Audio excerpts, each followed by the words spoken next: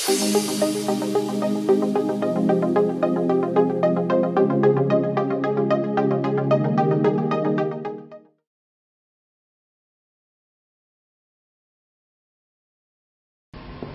lots of things, all waking up.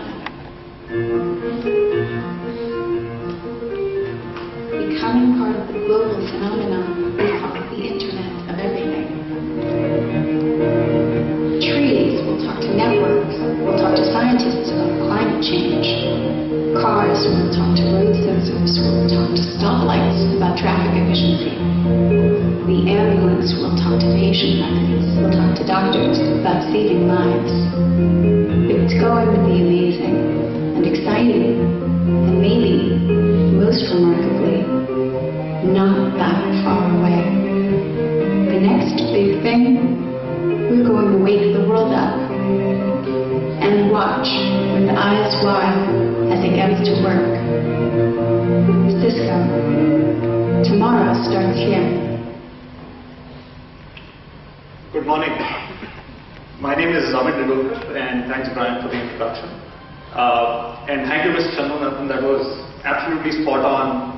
What you actually talked about happening in 2020, at the rate at which things are changing, it may actually happen by 2017 or 2016, and it wouldn't surprise any of us if the rate of change and the pace at which things change is actually that quick.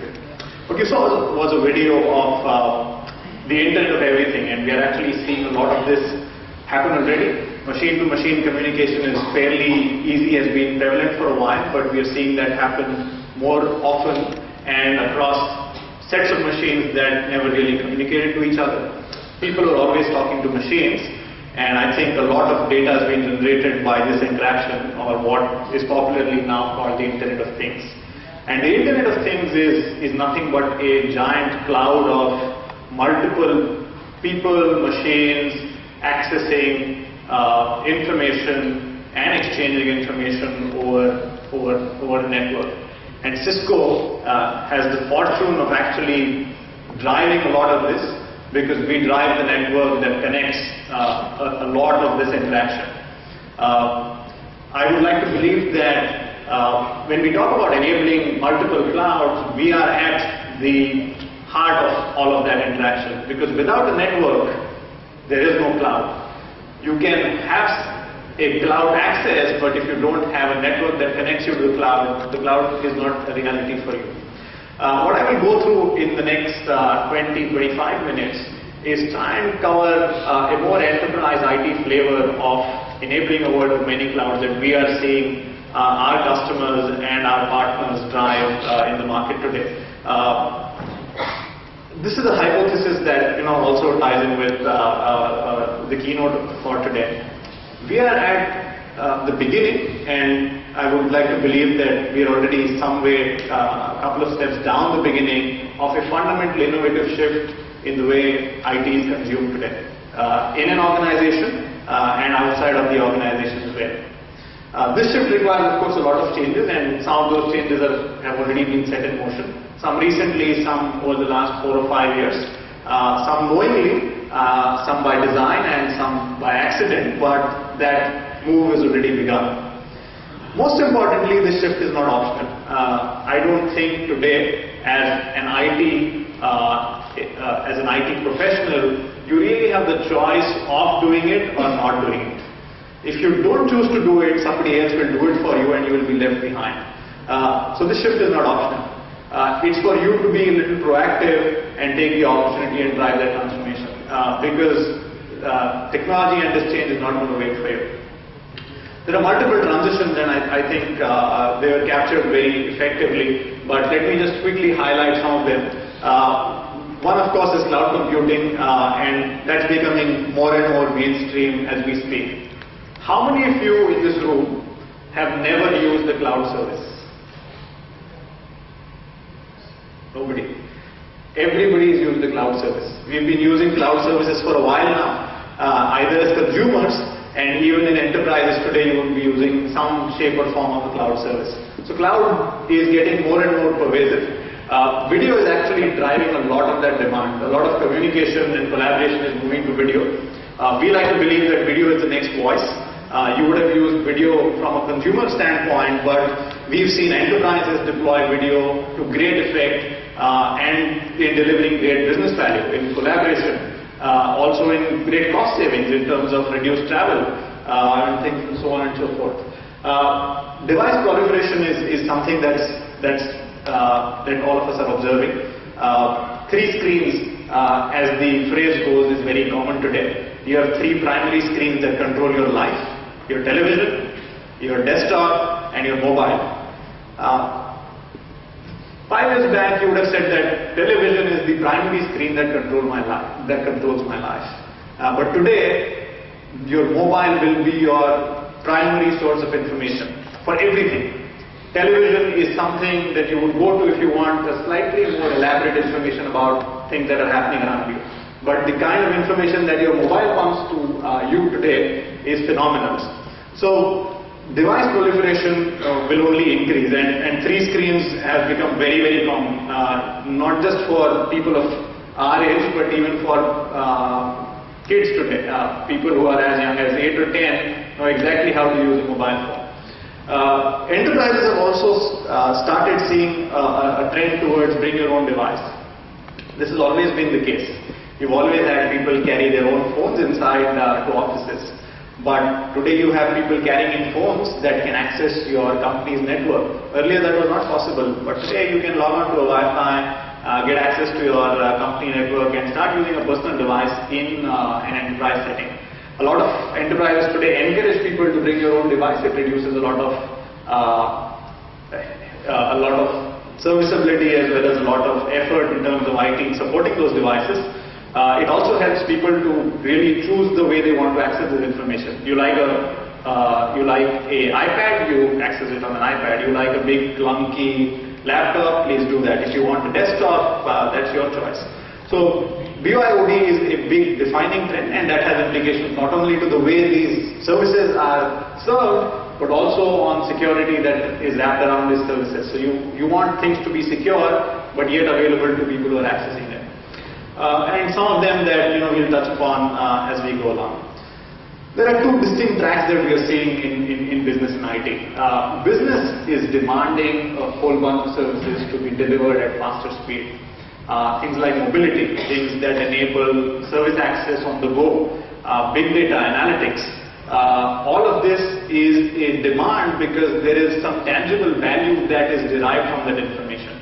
And this is really, really fast moving, because the moment you start deriving value out of it, the demand from the business is more. Traditional IT, on the other hand, is a little slow to change. It's static. You pretty much said what's at the core of your business, and we are not seeing a lot of dramatic changes happening in that sphere. Which is not to say that one is better than the other, or one is faster than the other, or one is more attractive than the other. It's just to say that the rate of change of innovation specifically driven by business demands is much higher than some of the things that we are seeing there. Big data is actually affecting us more and more in our day-to-day lives. I will give you a simple experiment. You should try it out sometime. You should sit with one of your friends, you on your laptop and your friend on his or her laptop, and you should open the google.com homepage. And both of you should type in the exact same search key. Okay. For example, you should type holiday destinations in Sri Lanka. You will get a completely different set of results from what your friend will get. And this is because Google is tracking every single search that you've made, and the search results that are served to you are different for you than they are for them. I'll give you another way to check. If you are talking to somebody on Gtalk or Google Hangouts as it is now called, and if you're chatting with them natively on the browser, Google has these ads that are served on the side, which are paid ads, obviously. You will see that depending on the subject of your conversation, those ads keep changing. and they get customized really, really quickly. Within a couple of minutes of you initiating a conversation on a particular topic, you will see ads that come on for them. So for example, if you're talking about a cricket match, you will suddenly start seeing cricket-related ads coming in that sidebar. So big data is already there. You are impacted, affected, you are a victim of big data. And you will see businesses demand that you try and get those analytics out to you very, very quickly. What are people talking about your enterprise in social media? What is it that is residing on the multiple hard disks that sit on the laptops of everybody in your enterprise? There is so much unstructured data that enterprises have, and by most estimates, unstructured data that sits within your enterprise is 95% of the data that your enterprise has. Just 5% is structured, that sits in well-structured databases on which BI tools are run. So most of this is real. This is where the demands from business will start coming in. And cloud is playing a big part in all of these trends. We've already seen consumption point choices.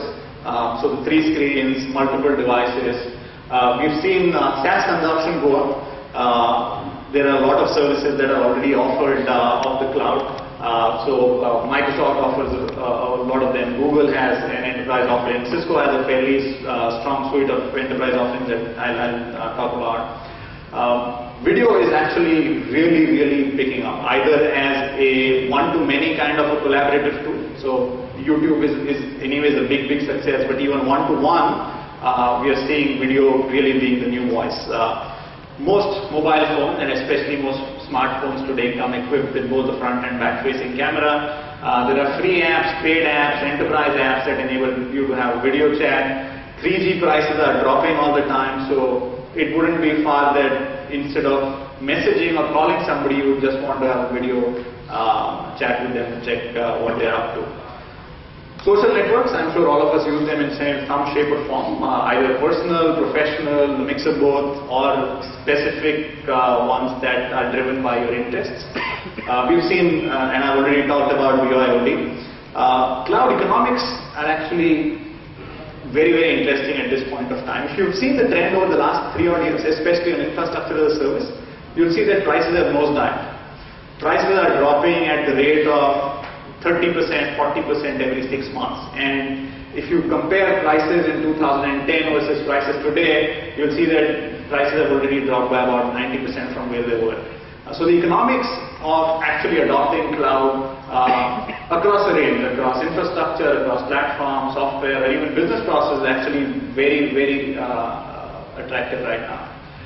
Desktop virtualization is again a trend that we are seeing mainstream, especially in large service organizations, where you need to have quick desktop mobility, security enforced desktops, as well as ease of manageability. We are seeing that to be a big, big trend, and a lot of that is being served through internal private clouds that customers have deployed. Security and compliance, of course, remains critical. Every country has their own rules, specifically regarding data sovereignty, what should be hosted in your borders, what can be hosted outside, and that's a bit of a sticky issue right now. Governments are still getting their heads around a bit of this and trying to enforce standards around this. There really are 2 cloud delivery models. There's a demand side, which is typically driven by enterprises, which demands a whole bunch of services to be available and delivered to you. And there's a supply side, cloud providers, which are really setting up large public clouds or virtual private cloud offerings, which can offer infrastructure as a service, software as a service, hosted collaboration suites, virtual desktops, and all of that. And all of this essentially needs to be linked with an intelligent network, which can help you leverage both. You may still want to retain some of what is core to you in the 4 walls of your premise, secure, perimeterized by your own parameters, and you may want to, of course, offload some of it to people who sit outside and are delivering this at a much better economics. We essentially play on both of these. So if you just look at what we saw, on the demand side, on people who want to deploy their own, we have smart solutions that help you deploy it across a range of services, infrastructure, as well as help you roll a bunch of software and automate all of that. On the supply side, we have our own software as a service suite. WebEx, for example, is a collaboration offering that Cisco has, which is the second largest enterprise SaaS offering, Salesforce.com being the first. And it's very, very popular, it's easy to use, people use it for impromptu meetings, for video collaboration, things like that. There are some of the others that I'll probably touch upon tomorrow, specifically the security one, which is called ScanSafe, that allows you to manage security in your enterprise from the cloud. There are others, including a service called Meraki, which makes network management happen over the cloud. So you don't need your network admins to log into each individual device and manage them on-premise. You can actually use Meraki as a solution and manage even remote network management points through that. This is the overall vision that essentially drives what we do. We believe that our primary role in the cloud is to enable the demand-supply ecosystem. While we are fueling and building a lot of cloud services with public cloud providers, and we'll see some of them, we are also driving a lot of demand across a range of user types, across governments, across enterprise customers such as yourself, spanning across the various cloud delivery models, public, private, or a mix of both, which is hybrid.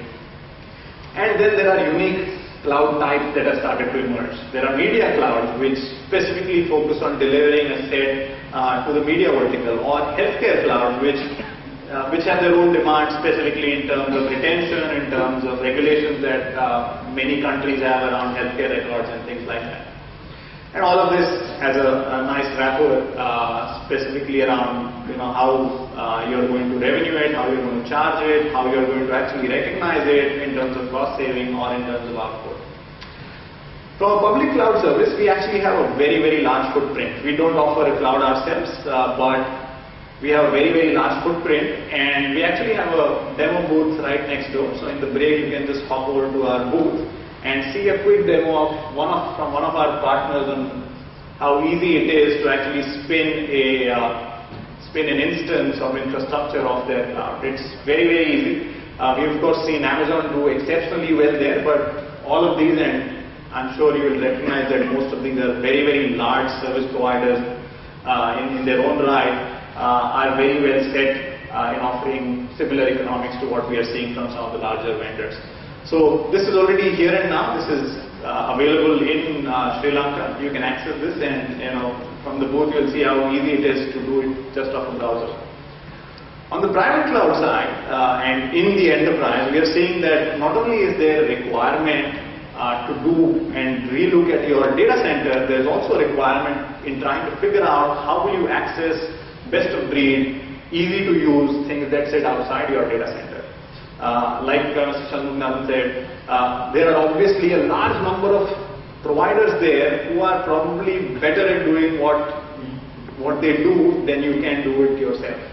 And it makes sense for you to figure out how can you use their service and integrate it with what you want to retain rather than try to do everything yourself. And the economics of all of this will essentially drive that decision, not technology. I think technology is starting to be put to the back burner in terms of a decision. While it is important, it's not the sole parameter that people focus on while making that decision today. So what sits outside may actually be far diverse for you to integrate in going forward, because it may be best of breed and it may be best of technology. Internal to most organizations, we've seen legacy IT just being a big stack of bricks that has been built brick by brick, and it has been built like that for a reason. Business demands keep coming in depending on what is the imperative at that point of time, and you keep building an internal IT setup depending on the demand of that time. And over a period of time, it becomes unwieldy. The picture there is a little dramatic, but I think it conveys a message. Not all data centers are that messy, but some of them are. But it's essentially a big amalgamation of diverse siloed applications and deployments that are glued together, and you hope they work together. You may start customizing some of that and trying to make it work, but a lot of it is hope and a prayer. But it's keeping the lights on, and most IT departments do that perfectly fine. What legacy IT doesn't allow you to do is that it does not allow you to roll out services as fast as business demands them. And windows of opportunity are shrinking in terms of time. So your business probably has a finite time window in which they want a service enabled so that they can capture that time and opportunity in the market. Otherwise somebody else would. And today you can't wait for figuring out what specifications you want, talking to 10 vendors, getting a quote, then trying to figure out the price for all that equipment, figuring out who's going to integrate it all, issue a purchase order, wait for equipment to ship, put it all together, stabilize the whole deployment, and then roll the service off. The time window is probably gone a year back.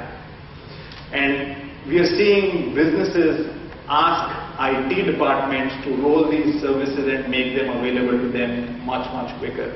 And that leads to the IT department fundamentally relooking at themselves and saying, we are not a service function. We are a business function.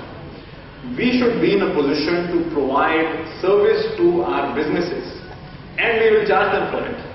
Or we will put a dollar value to that service that we charge them for it. If they want it quickly, if they want it at 99.99% availability, we should be able to deliver it to them, but this is going to be the dollar value.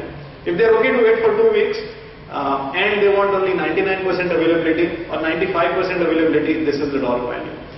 Today you should relook at seeing if your department or your organization or an IT setup is in any position to offer that, and try and start looking at some of these things that will help you do that. Now doing this is not easy. It's not overnight.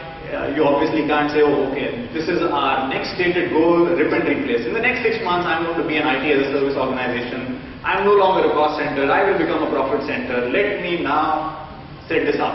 Not going to happen. The way to do it, and we've seen customers struggle with a lot of this and a lot of them in various phases of the journey. So what we've done is we've tried to simplify this overall journey to them. And we like to call this domain 10, which makes life a little simpler, step by step, a little more defined in terms of actually moving towards IT as a service, either internally delivered or provisioned from external service providers. What this has is, it has a 10-step process that helps you deliver IT as a service to your business. You may choose to take all 10 steps, you may choose to take a few steps at a time and over a defined period of time, but this is all internal. This is essentially a business to IT requirement mapping service that we do. And just so that we are clear, this is free of cost. There is no pitch here, and I'm really not looking to make money out of this. This is absolutely gratis, and it is done primarily as a assessment for IT departments to understand where they are versus what your internal customers want. What the outcome looks like, and this is just one snapshot, but it's significantly more detailed, is that it actually gives you a gap analysis of where you are. Your business may want service to be delivered in 5 days. You may be able to provision that service only in 3 months. So a lot of that comes out of this, and it essentially is dependent on the inputs that you give and your business gives. So it's a fairly elaborate exercise which really tells you how big your gap is. And we've seen customers do fantastically well, and enterprises do fantastically well after they've realized that gap. Because one part of actually moving to IT as a service is understanding where you stand now. That as is condition, and to recognize where you are is critical to really figure out where you want to go and where your destination is likely to be. There isn't going to be a final destination the way things are moving, but it at least sets you on a course towards some of that. This is what domain 10 essentially looks to drive. At the bottom is what IT departments really care about. Next generation IT as a service, which is really the crawling part. That's easy to do. It's technology, you glue it together, you make it work. But in isolation, it does not really work very well. You also want to see how are you going to present it to your business. That's the walking part. How do you want to move from just being an enabling function to actually being a delivering function? And that's where you walk. What really helps you get there is a close alignment with business. When your business team starts deriving tangible value and attribute the value that's derived back to IT. I'm sure you'll be very glad when a line of business leader actually goes to your CEO and tells him that I was able to do this because IT helped me set this service up in this manner, and I think that really is a testimonial to the alignment happening. Otherwise, if you are just a enabling function, you just keep catch up. That's what you play at most of the times, and that's the rough part. If your business executives start seeing value derived either in terms of happy customers, in terms of better business processes, in terms of better SLAs, or in terms of more revenue that comes in, that's perfect. We've actually seen a lot of businesses derive value out of this, derive real tangible value, and again, step by step, the alignment itself helps iron out a few niggles that exist.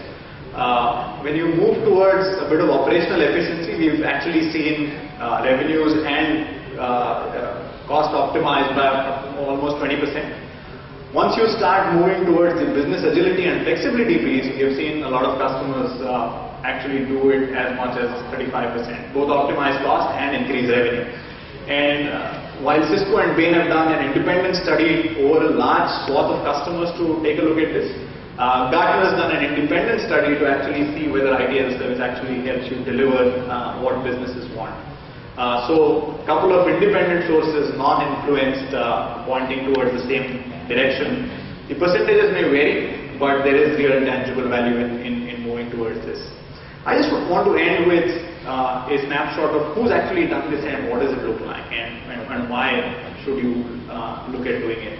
It's a large multinational telecom provider, and we did what I just talked about with them.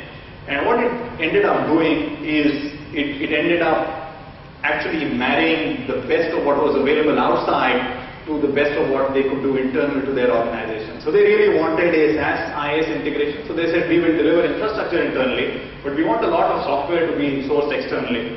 And today I can't seem to figure out how will I integrate all of it. It's too complicated. There are no real standards.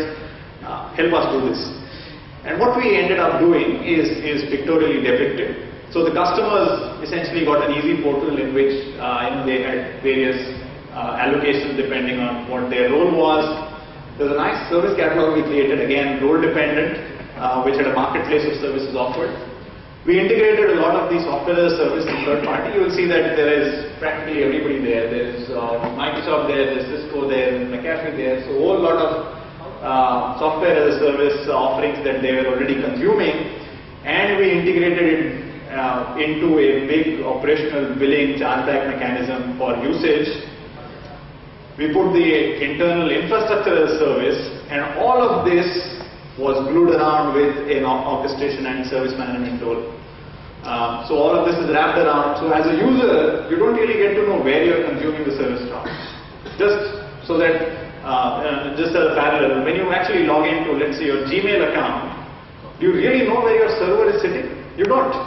Similarly, when you access a service from this portal that we created in the marketplace, they have no idea where this is getting delivered from, internal or external. All that matters is that it is available at that point of time, it is available on demand, and it is available for a certain price related to the service that's being offered. So this is a good end state to be in. This may not come about immediately. It may take a few iterations of multiple tries at setting some of this in place, but there is a clear and defined path that can actually get you there. So in a nutshell, I think we've covered the cloud demand side, the supply side, and how Cisco is looking to bridge both demand and supply, as well as a fairly simple methodology to actually get you there in terms of bridging it for your own enterprises. I hope this was useful. Thank you very much. I'm around for the next couple of days for any interactions that you may want to have. And if you can roll the next video, please.